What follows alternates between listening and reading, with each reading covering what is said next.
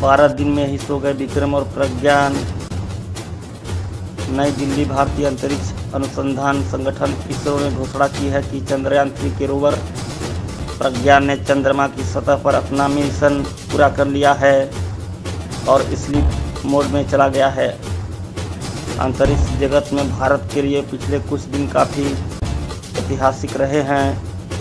चंद्रयान-3 की सफल लैंडिंग और आदित्य L1 के प्रक्षेपण ने इसरो की प्रतिष्ठा को और बढ़ा दिया। चंद्रयान-3 के विक्रम और प्रज्ञान पिछले 12 दिनों से लगातार काम कर रहे थे और अब उन्हें स्लीप मोड में डाल दिया गया है। यानी एक तरह से चंद्रयान-3 मिशन अब खत्म हो चुका है और दुनिया को चाँद के दक्षिणी हिस्से से जो जानकारी मिलनी थी वो इसरो के द्वारा दे दी गई है।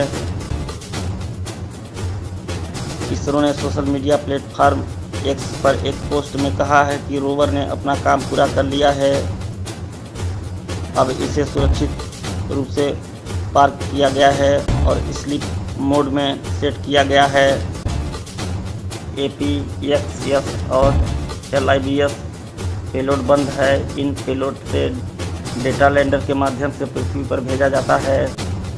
चंद्रयान-3 के रोवर प्रज्ञान के नहीं जागने के परिदृश्य को समझाते हुए पोस्ट में आगे कहा गया है कि वर्तमान में बैटरी पूरी तरह से चार्ज है। चंद्रमा के दक्षिणी ध्रुव पर अगला सूर्योदय 22 सितंबर 2023 को होगा, इसलिए उम्मीद है कि इसके 16 पैनल उस समय सूर्य से ऊर्जा प्राप्त करने के लिए तैयार होंगे। रोवर और लैंडर के दूसरे दौर के कार्य के लिए सक्रिय होने की उम्मीद है, अन्यथा हम हमेशा भारत के चंद्र राजदूत के रूप में ही वही रहेगा। बता दें कि लैंडर और रोवर को चंद्रमा पर 14 दिनों का काम करने के लिए डिजाइन किया गया था। जब पूछा गया कि चंद्रयान-3 को जल्दी स्लीप मोड में क्यों भेजा गया तो प्रोजेक्ट डायरेक्टर पी वीरमुथुवेल ने कहा, हम पहले 2 और आखिरी 2 दिनों की गिनती नहीं कर सकते हैं। चंद्र दिवस 22 अगस्त को शुरू हुआ और हमारी लैंडिंग लगभग दूसरे दिन के अंत में थी। वहाँ से विक्रम और प्रज्ञान दोनों ने हमारी उम्मीदों से परे असाधारण प्रदर्शन किया है। मिशन के सभी उद्देश्य पूरे हो गए हैं, इसलिए उसे स्लीप मोड में डाल दिया गया है।